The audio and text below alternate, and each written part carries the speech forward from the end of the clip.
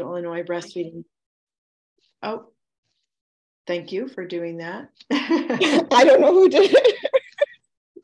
I even have a note here that says record, and I forgot to hit it.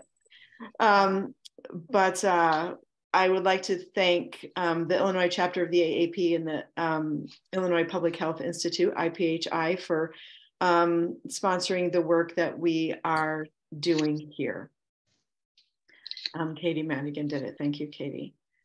So I would like to introduce Dr. Cindy Rubin. She is going to talk about what is obviously a hot topic because we have a lot of people interested in this topic today, a case of severe nipple pain in an exclusively pumping woman. So I'm very, very excited to hear this information as well.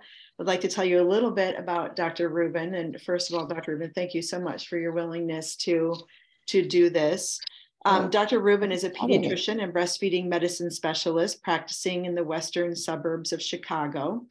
She worked at Loyola University Medical Center as an outpatient general pediatrician for 13 years and opened a breastfeeding medicine clinic at Loyola prior to opening her new practice, In Touch Pediatrics and Lactation.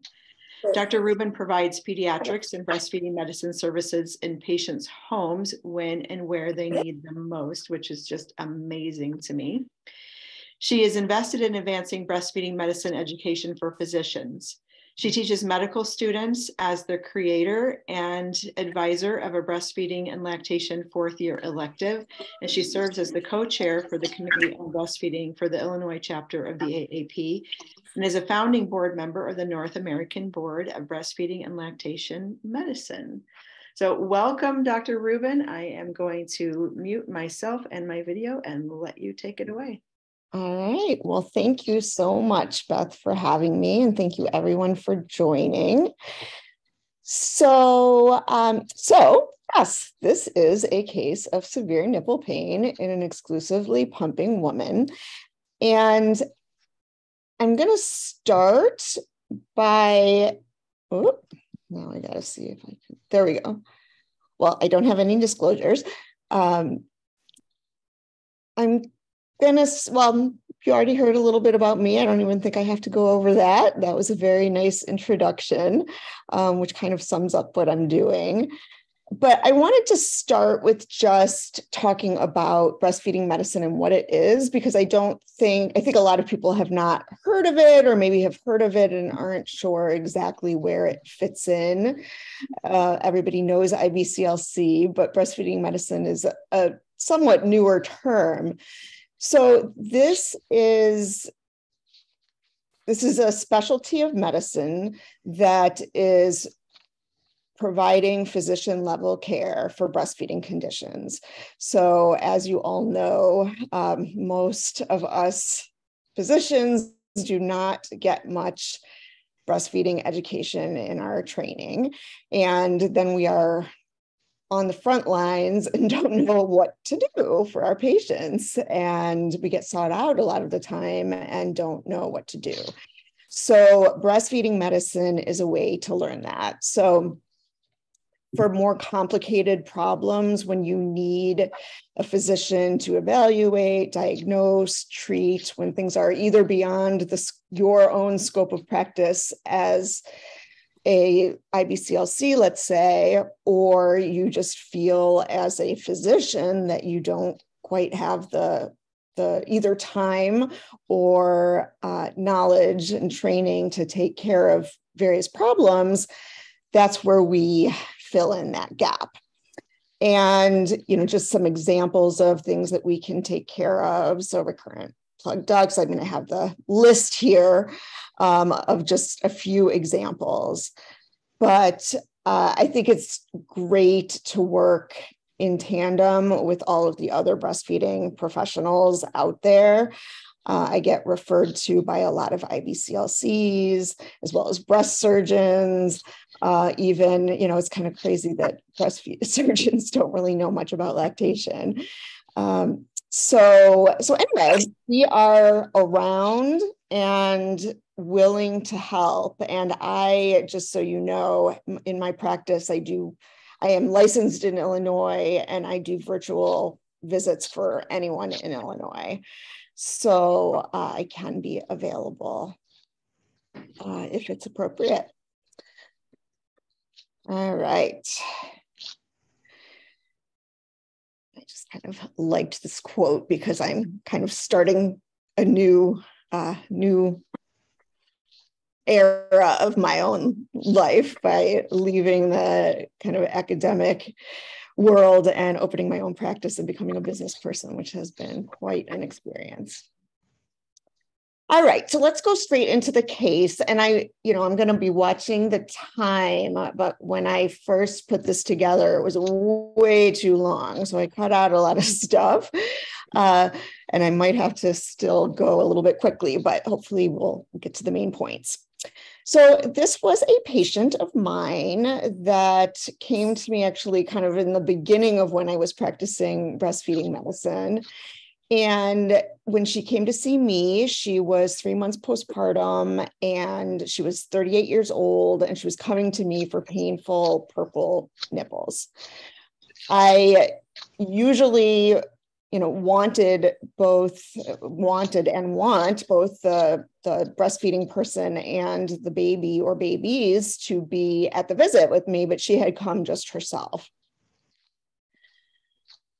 So her history, she had some large breast implants placed when she was 28 years old, and so 10 years prior. And when asked why, which is kind of an important question in this sort of situation, is it because she had very small breasts, which might give us a clue that she could have issues with production. You went again.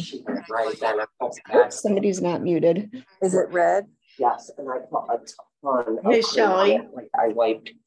Shelley, I think you're not muted. Probably by, I would say 1 o'clock. Oh, and also Victoria is not muted. If everybody could remember, please mute yourself. So anyway, when I asked her whether or not, or why she had gotten the breast implant, she said, I was young and stupid. So now I think was regretting this. So she did have some history of infertility. She had had one miscarriage and then she required IVF to get pregnant with this baby.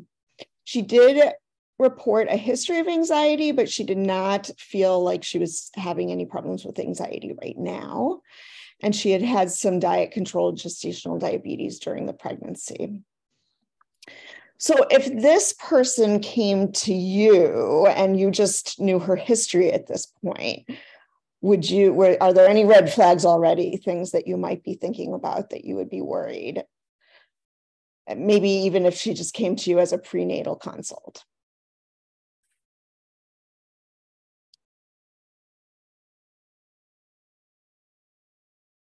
Right, exactly. Supply with breast surgery. So could she have insufficient glandular tissue? Could there be other things about the surgery itself that could affect her production? For sure.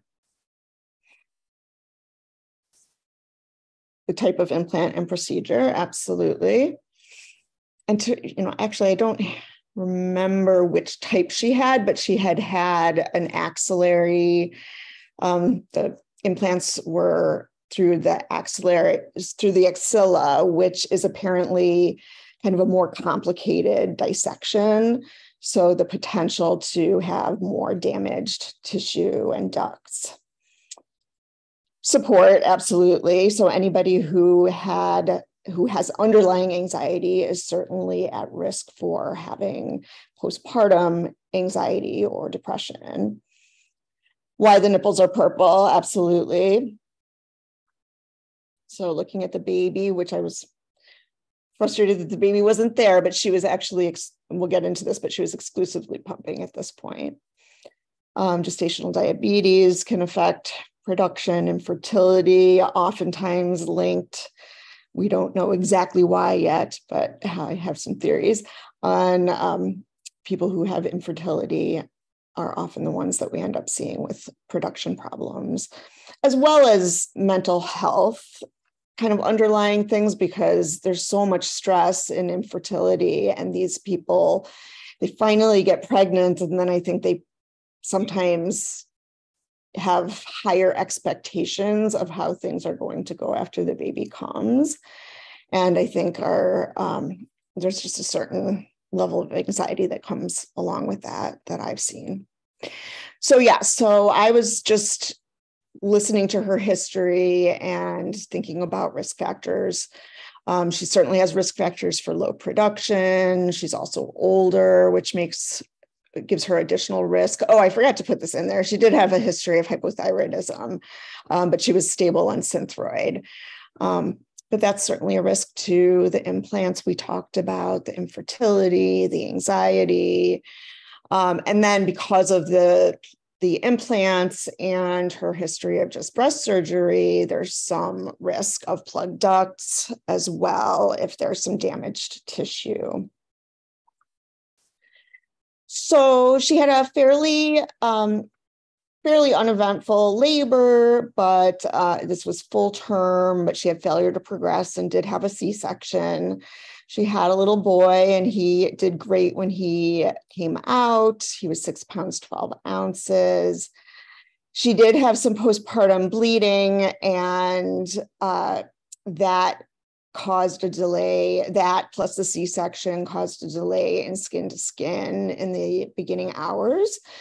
And when she did finally start nursing, she had pain right off the bat, as well as nipple damage while she was still in the hospital. So after a few days, after going home, she switched to exclusive pumping. She was just having too much pain. I don't think she saw any lactation folks in those initial days at home. She switched to pumping. She continued to have the pain with pumping. It was kind of pushing through. But in this process of now exclusively pumping, she was developing more crusting, some oozing of her nipples. Baby was gaining weight well, though, and he was taking 2 to 3 ounces per feeding. And she was pumping a reasonable amount in the beginning. So she was 3.5 ounces per pump session. And she was pumping plenty for the baby. So at about 2.5 weeks, she did seek care from an IBCLC, and she was coming because of the pain and trauma to the nipples. So that IBCLC noted that she had cracked nipples, the crusting and oozing. She had a red patch on her right breast. The IBCLC was concerned for mastitis. She referred her to an OB for treatment and also helped to resize the flanges. And in this case, she had resized up because, as you probably many of you know, it can be a difficult thing, sizing flanges. You really need to hit a balance between not having too much nipple rubbing, but also not having too much areola being pulled in. And sometimes you just have to err on the side of whatever is causing the most problems for that particular patient. And in this case, the feeling was that the nipples themselves were so damaged that they just needed to have no rubbing. So that's why they went up in size. So this was a picture from that point in time that the mother had shared with me. And you can see,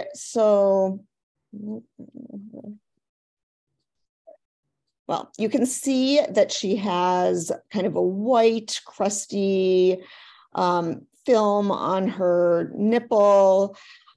You can see kind of a purplish ring at the base of her nipple here. You can note a lot of edema under the areola and a ring around the areola from flange. There's also some kind of mild erythema here laterally, which I think was where the concern for the mastitis came in. So, it looks pretty bad. So she did go to her OB, and she was diagnosed with mastitis and got a course of dicloxacillin and was prescribed Apno as well after pumping. I think probably most people on this call know what Apno is, but it's all-purpose nipple ointment, and it is a combination of an antibacterial, an antifungal, and a steroid that are mixed together and used for nipple care. So the OB also recommended that she just air dry her nipples as much as possible. After that, the scabs did fall off and she felt a little bit better briefly, but then the nipples started to get purple. So they hadn't been as purple before. Maybe the purplishness was was hiding from because of the white crusting. But she did develop the purple nipples and more pain and sensitivity. So now, about a month later, she has, the continued purple and pain, and she went to the OB and was diagnosed again with mastitis and treated again.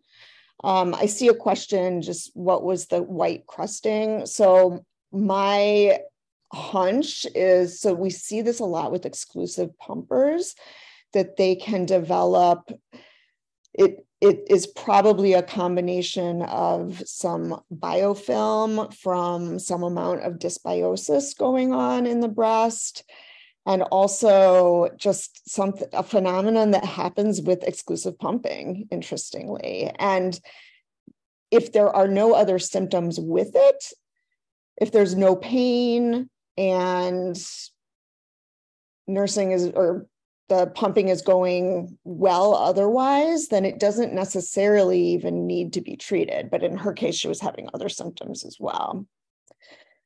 So she was treated again for mastitis, and she continued to have the purple nipples.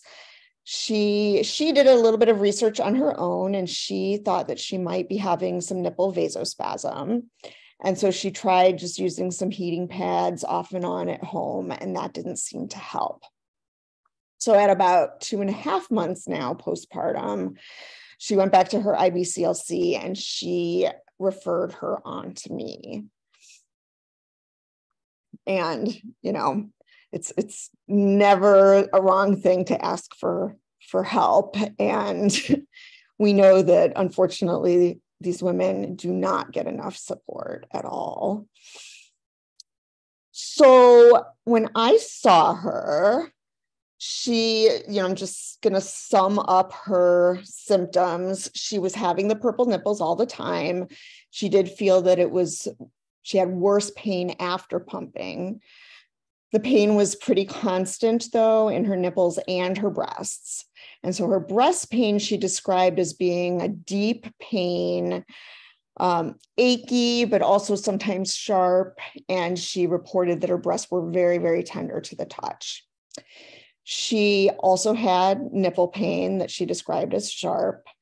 She was having some recurrent nipple blebs at this point too, and she was unroofing those on her own with a sterile needle. She reported that she was not having any anxiety and was in a decent, her mood was okay. So when she saw me, her pumping regimen was she was using 36 millimeter flanges, and she was using the old classic Medela pump and style pump, and she was pumping about once every 3 hours. She was doing one breast at a time, so kind of 15 to 20 minutes on each breast. And the reason she was doing that was because she was trying to empty her breasts as completely as she could to prevent getting more episodes of mastitis. And so she would pump on one side and use her hands and do hands-on pumping. And then she would move over to the other side and do hands-on pumping.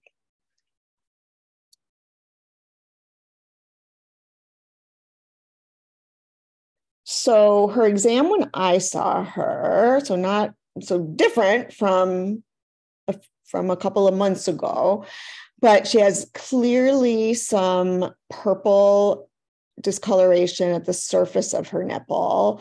And then she does have that ring of purple discoloration at the base of her nipple, as well as some erythema at the base or on the inside part of her areola. She doesn't have that redness anymore around the areola anymore. So I also noted her nipples were relatively large, which may have been part initially of the trouble with the breastfeeding, if there was kind of a mismatch between the size of the baby's mouth and her nipples. And those nipples were also very, very tender, but no more crusting and no cracking or bleeding. So her breasts also, so she was, and somebody asked about pump settings. So this was the old Della pump and style that really all you can control is it in letdown or is it in expression mode, and the amount of power, the strength of the suction. And she reported that she was not going above halfway for the suction strength. And she was doing the usual kind of 1 minute of letdown mode, and then the rest was the expression mode. So let's see, is it possible that your breast can stop reacting to your pump if you use 2 different pumps? Not that I know of. But everybody does respond differently. I mean, there's so many different pumps out there now, and I find that there are certain pumps that tend to work best for most women, but then there are some women who really don't, I've had women try a Spectra pump and try the old pump and style, and they actually like the pump and style more. I find usually it's the ones that give you a little bit more control that are better.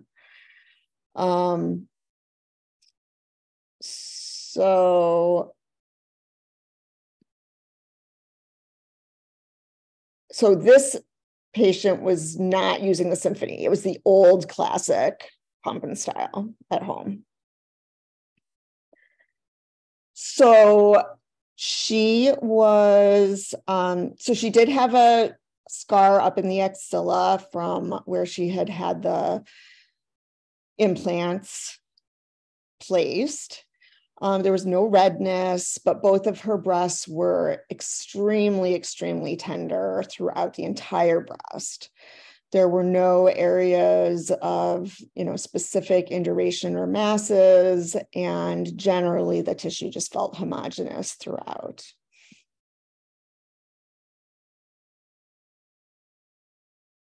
So she had brought her pump, so we were able to watch her pumping.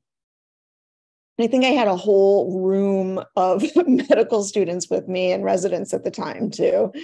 And she was very gracious to let everybody be there and learn from this experience. So when she was pumping, her nipples were not touching the flanges at all. She was pulling in a lot of areola, and you could see that purple discoloration of the nipples and afterwards, and the ring at the base.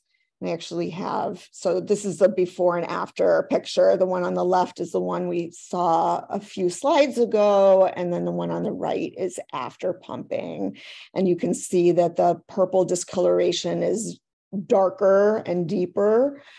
And then she's got that ring of erythema at the base of the nipple.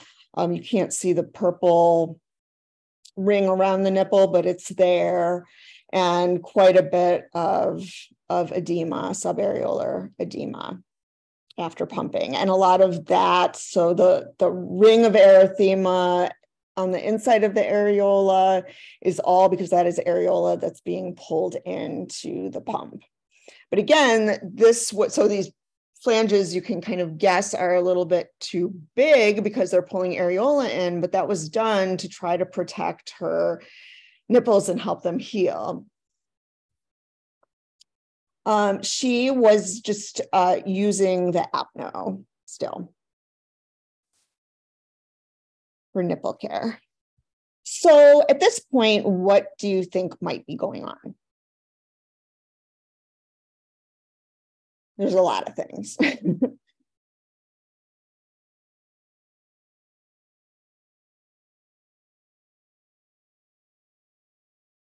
Right, so too large of a flange, probably, yep.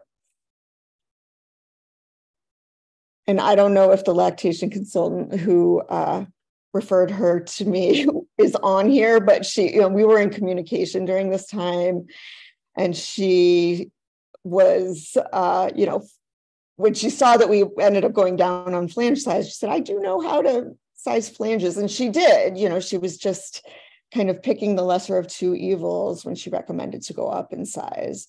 But at this point, probably the nipples are, the overt damage is healed, and we need to go down in size. So, so the nipple wasn't hitting the flange canal at all because these were so wide, so large. Yes, so the apno could have, the apno itself actually could have been irritating. Sometimes the apno, it can be irritating, and we're trying to get away from recommending apno because it's kind of like throwing the kitchen sink at the problem, and instead of actually really looking at what is the problem and coming up with an actual diagnosis and treating specifically what the problem is. So it has steroid in it. So if she's using it constantly, could it be causing some nipple thinning? Could she be having some decreased sensitivity to the nipples related to the implants? Absolutely, because there could have been some nerves cut. She could be allergic to apno as well. Absolutely. Yeah, these are all really good ideas.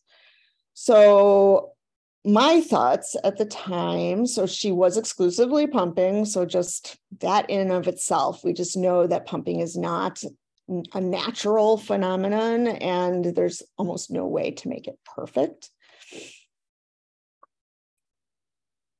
She was, I was concerned for hyperlactation. She was pumping 36 ounces a day, and she was stashing away about 5 or 6 ounces a day.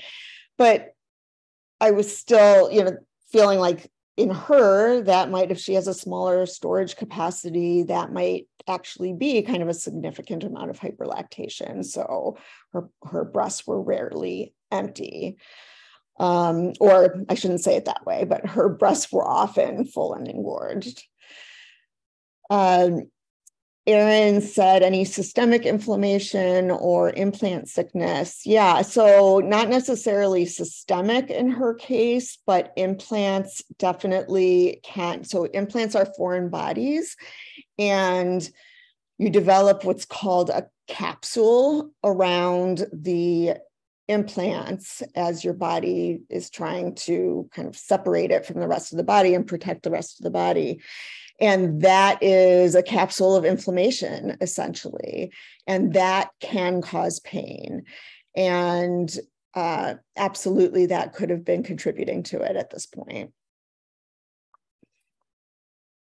So incorrect flange sizing, we all talked about that. Or could there be something else going on with her pumping, that she does have too high of a suction, or, using the whole system incorrectly.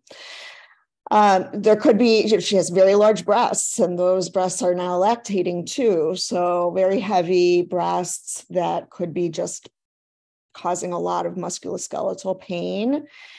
And she actually, I didn't mention it here, but she was wearing a very flimsy kind of nursing camisole sort of thing. She wasn't really using any getting any good support for her breasts at this point, because she was just trying to have nothing touch them because they hurt so much. Probiotic use, at this point, she was not using any probiotics, but she had had 2 courses of antibiotics. Vasospasm was my next thought, that there was some amount of vasospasm because of that purple discoloration that's very common with vasospasm. We're going to talk more about that. And I also thought that there might be some element of dysbiosis, mammary dysbiosis, which is also called subacute mastitis, which is kind of a low-level mastitis that can cause tenderness. It's usually causes that deeper breast pain, a lot of tenderness. And it's just like dysbiosis in the gut. The flora in the breast is off for some reason. And when that happens, you create more inflammation, more of that biofilm that we kind of talked about was probably part of what was going on with her nipple in the beginning when she had that crusting. And she also had been on antibiotics. She was antibiotics, probably some hyperlactation, exclusive pumping. All of these things were risk factors for her to be having some dysbiosis going on too. So, considering all of our thoughts, what do you think you would do? What would your recommendations be at this point, or what would you do in the office?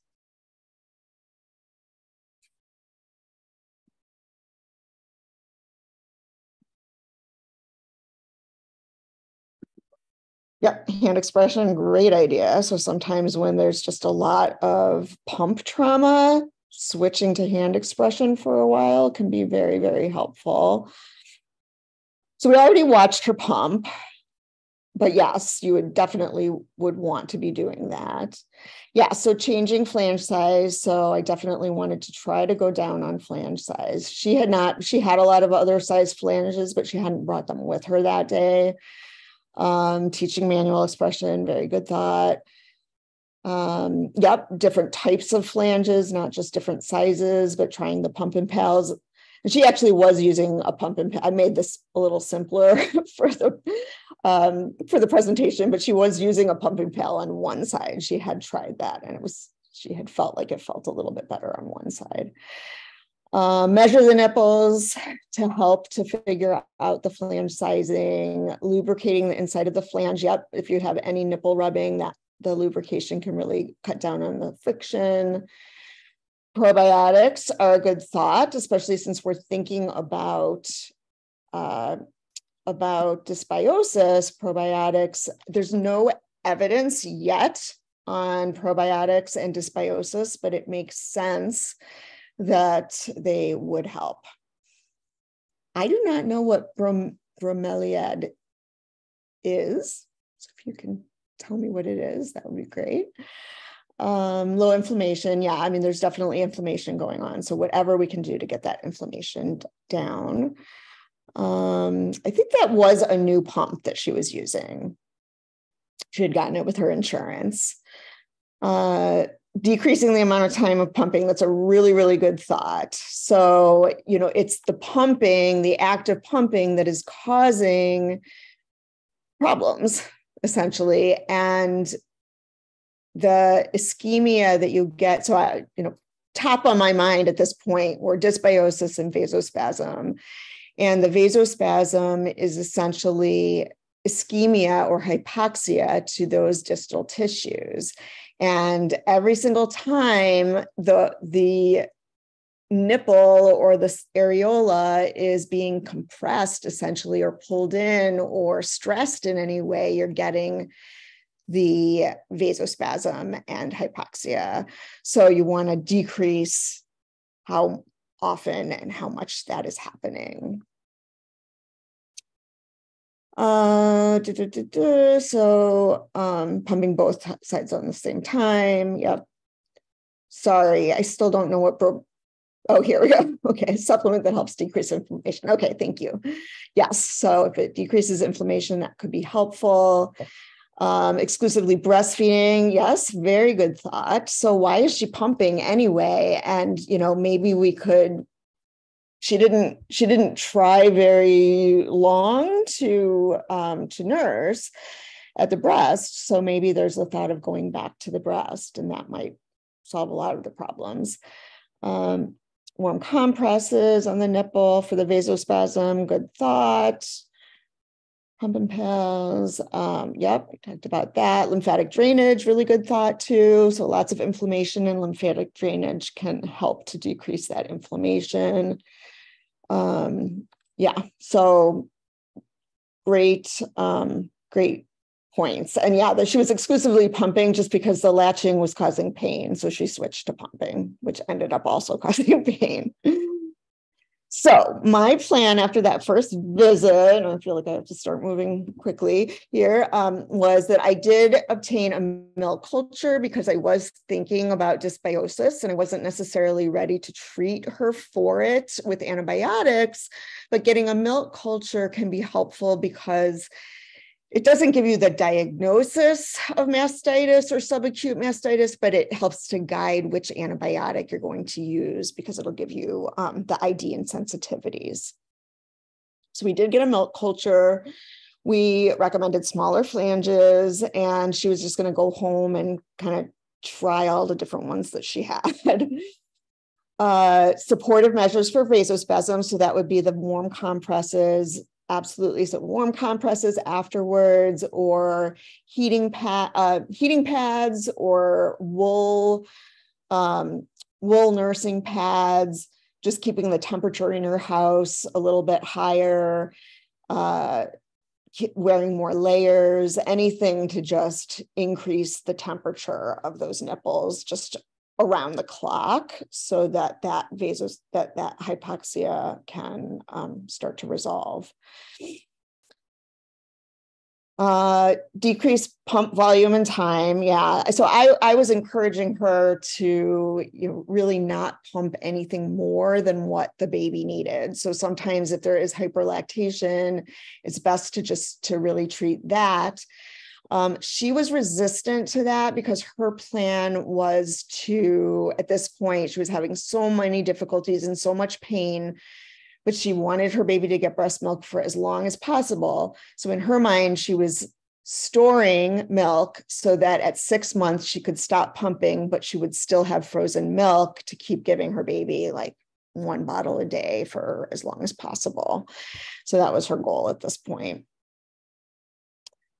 I recommended that she consider maybe trying a different pump, like the Symphony or the Spectra, so that she could have a little bit more control over it, control the cycle times, and might have a little bit more control even over the suction strength.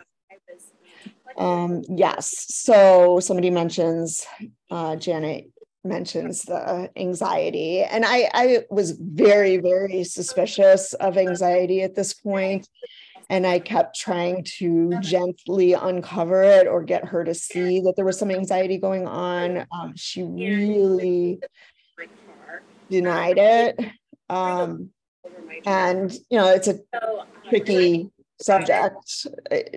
You have to really earn the trust of your patient when you're talking about anxiety, especially if they are not saying that, seeing it.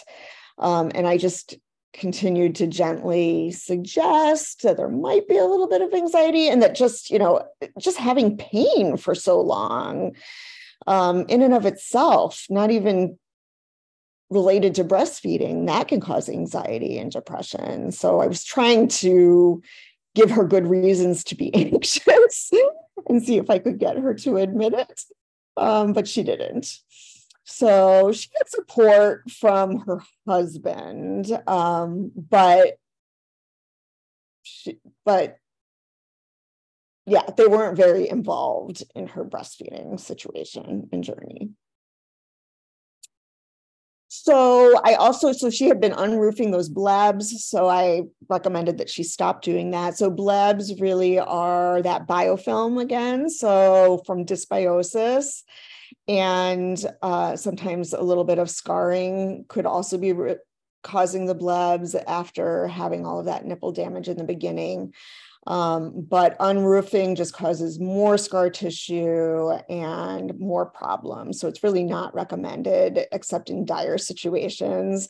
And I recommended that she stop unroofing, and I prescribed her some triamcinolone. So a stronger steroid than what's in the Apno, but used very sparingly and for a specific period of time can often help to just decrease that local inflammation and help to decrease blebs.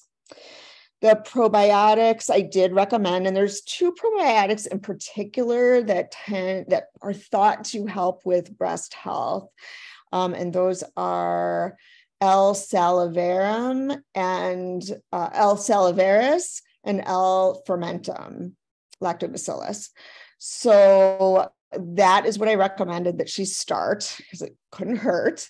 I did recommend, as a couple people mentioned, that she reattempt, I explored the idea of reattempting to direct nursing. And she said, maybe, but she wasn't quite ready to do it. I recommended getting fitted for a supportive nursing bra at this point, and then just very close follow-up. So we arranged follow-up a week later.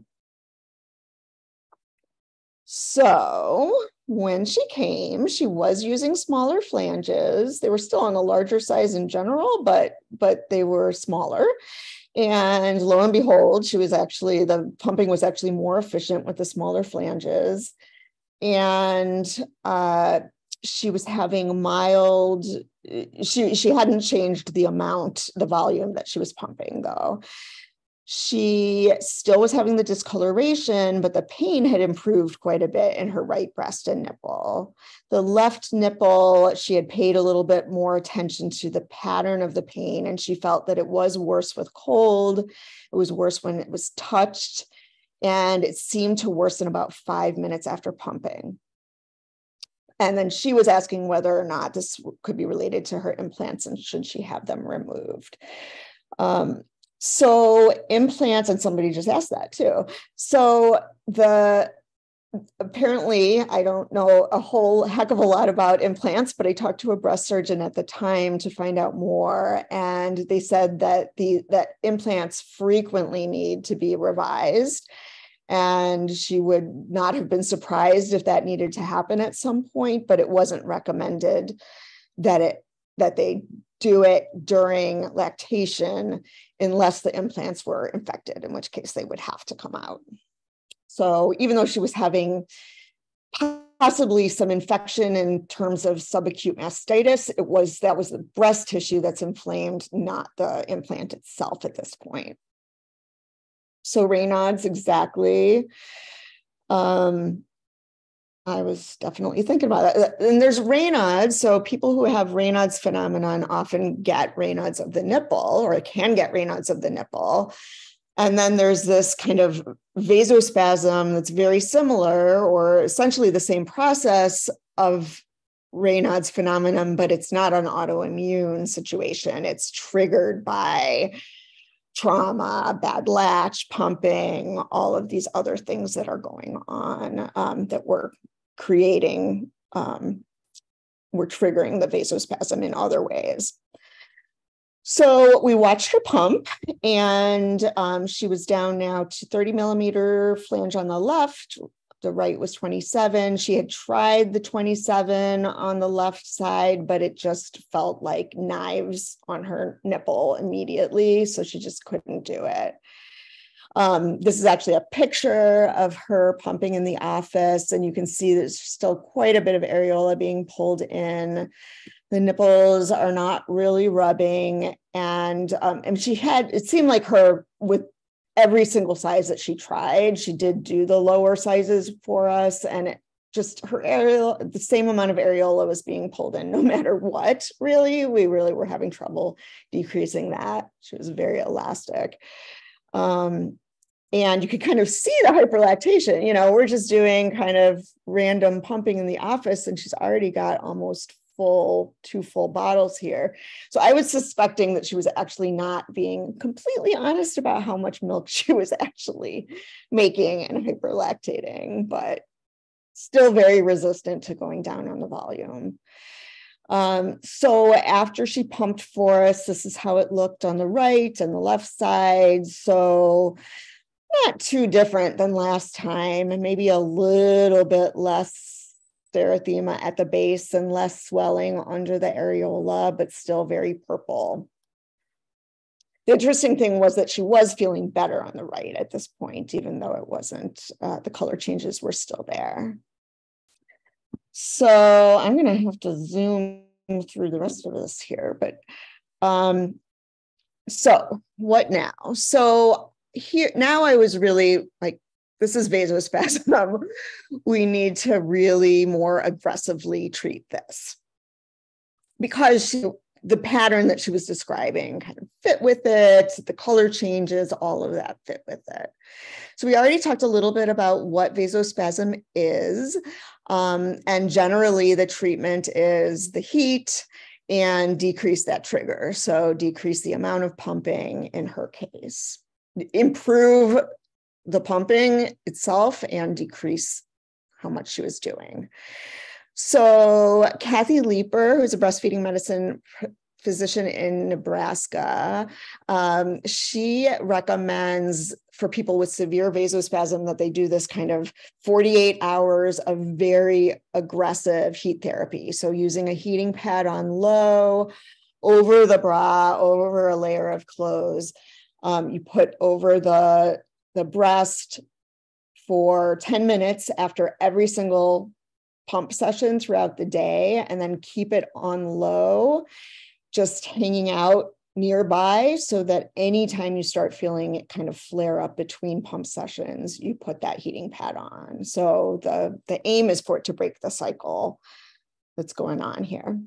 Because mom had already, this patient had tried heating pads that hadn't worked, but maybe she needed to use them a little bit more aggressively. More tips. So, other just like little tricks that people were suggesting, who I was talking to at the time, that using a shorter cycle time. So she couldn't control the cycle time on her Medela, but she could just stay in letdown mode, which would give her a very short cycle time. That would presumably decrease the time that those blood vessels are being constricted, because you're pulling in that areola and the nipple for a shorter time each time. But at the same time, you're doing it more times in a minute. So it seems to me that a longer cycle time could potentially also help. Not sure, but these were other things that we recommended that she maybe just try and see if anything felt better. So we talked again about managing the hyperlactation. If this were done, you would want to do it very slowly and carefully. And the point is, she had likely thrown herself into hyperlactation by making sure that she was emptying her breast completely every single time. But by doing that, she was telling her body, keep making milk, keep making milk. And we need to think about engorgement as a period of time when your body needs to regulate. And in order for that milk production to come down, they really can't be completely emptied. So you don't want, we often say, pump to empty, pump to empty, pump to empty, but we need to try to move away from that and make sure that we are leaving some milk in the breast so that the body can downregulate. And of course, that's not so difficult to do when you're direct nursing, but it's harder to turn off the pump when you're doing it through pumping. So I tried to reassure her that we could do that safely, but she just wanted to store the milk at this point so that she could stop nursing or stop lactating altogether sooner. And I said, well, but what if we get you feeling better? If pumping isn't painful, or if you're able to nurse again and it's not painful, then maybe you won't need that stash because you'll be able to do this for longer. But that just didn't work for her. So she also just had no interest in putting the baby back to the breast. She didn't even want to try it at this point.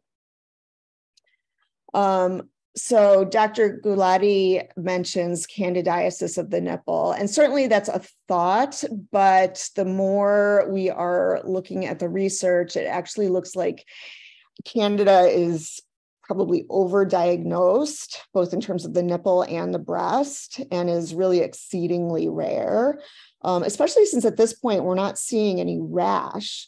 If there's no rash, there's no thrush in the baby, it's probably not Candida. Yeah, Janet, I agree. Making a decision based on pain or not honest about her goals. Yeah, I felt like there were definitely things she wasn't telling me the whole story. Beth, I don't think I have a ton more left. I'll try to just go through this quickly. So we talked already about, Yep, keep going. Okay. We talked a little bit about the capsular contractions that happen around the implant that were likely causing pain, the nerve and tissue damage. And to answer, yes, and that often a revision is necessary of those implants, but not while lactating.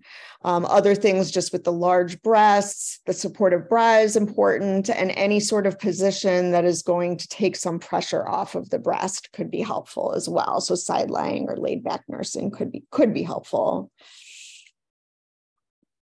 Address mental health. So, in this sort of situation, we already talked about this, but it can be hard to broach for some people. And I feel like this patient, maybe I was wrong, but I really felt like there was some PMADs going on. And the interesting thing is, I have this here. If you look at other potential, treatments for medication treatments, for vasospasm, one of them is actually fluoxetine. And I was kind of trying to talk her into that because I thought, well, maybe that way we'll also get some help for the anxiety if it's there, but she didn't want to try that. She was willing at this point to try, I'm just going to go through this. She was willing to try the calcium channel blockers, and somebody had mentioned nifedipine. That is something that we do use this for Raynaud's phenomenon, and she was willing to try it. She had a baseline low blood pressure, so we had to be a little bit careful, and we used verapamil instead, which is another calcium channel blocker that has less effect on blood pressure. She tried it and she had a lot of headaches with it. So she did not last very long or get up to a dose that probably would have been therapeutic. And then she didn't want to try any other medicines. So yeah, how fluoxetine helps the vasospasm. So it does have a dilatory effect. So it's a selective serotonin reuptake inhibitor. So it increases the amount of serotonin. And that has a vasodilation effect. Yeah, I think it's very interesting too. So she, tried the verapamil, not very long. She tried that aggressive 48 hours of heating pads. That didn't help on the left side.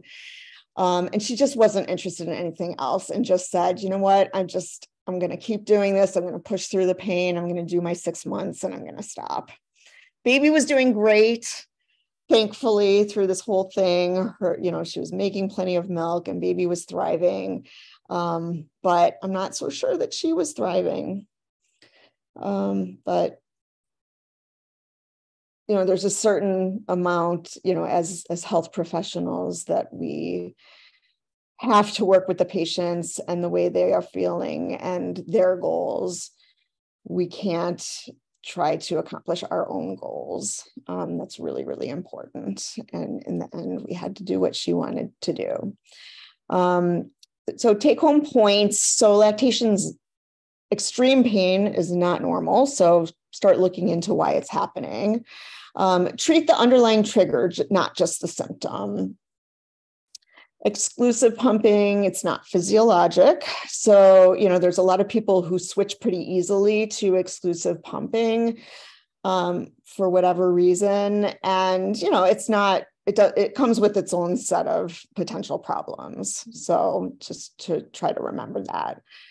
Vasospasm is a common cause of lactational nipple pain and breast pain, probably more common than Candida. And the team approach is what's really important. I mean, it was really great to be able to work with the IBCLC and hear what her thoughts were. And then the IBCLC was reinforcing some of the things I was recommending to the patient. So I love having that kind of relationship with the IBCLCs in my area to try to take the best care possible of these patients.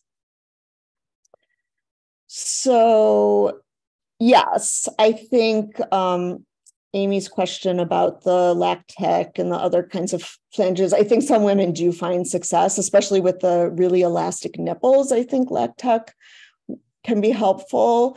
I can't remember if this particular mom had tried it.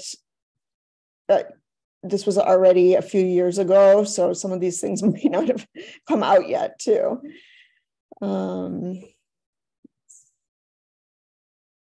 Any other questions?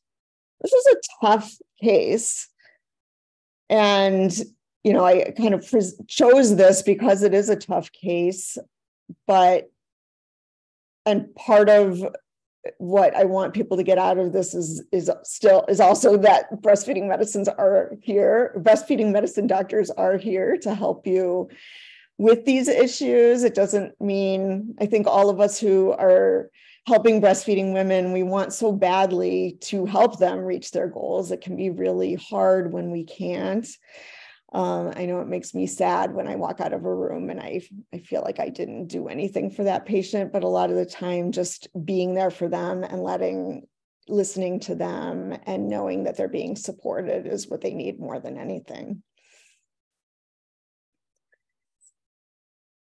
So yes, and the parent's resistant to suggestions, which is frustrating. Yeah, but happens a lot in medicine. I think she was, even though she was resistant to a lot of my recommendations, I had a lot of recommendations. There were a lot of things going on, and she did try a number of them. And I think she had just kind of had it at some point. It just was feeling to her like everything she tried didn't work. And so she just said, I'm going to push through. Yes, good question about contacting me. So my website is www.intouchpediatrics.com. That's the easiest way. My email is on there. This is the QR code to get straight to my site. And you can find me on Facebook, Instagram, LinkedIn, YouTube.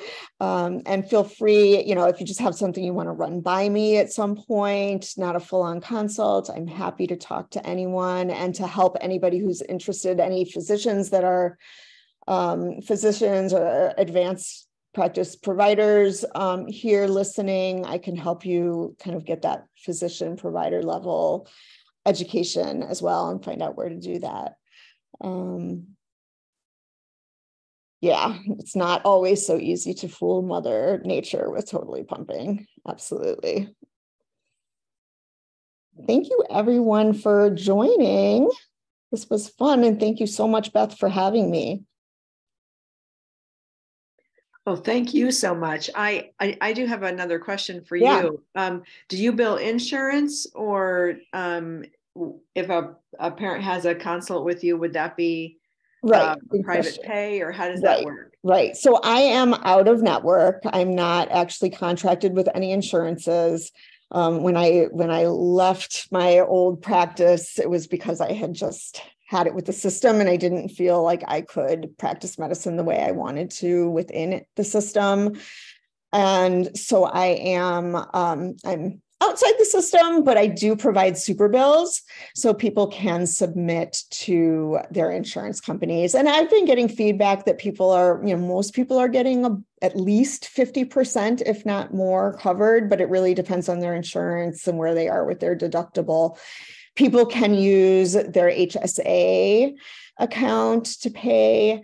And I will do sliding scales. I can't have people come to me and then not help them, you know, for financial reasons. That doesn't feel good to me. So I'm willing to work with people who really need the help.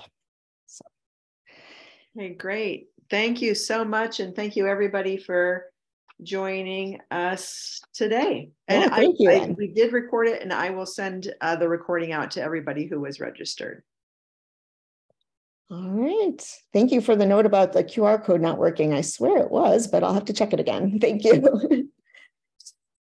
Thanks, Thank you, everyone. Oh, somebody said it did work for them. Oh, good.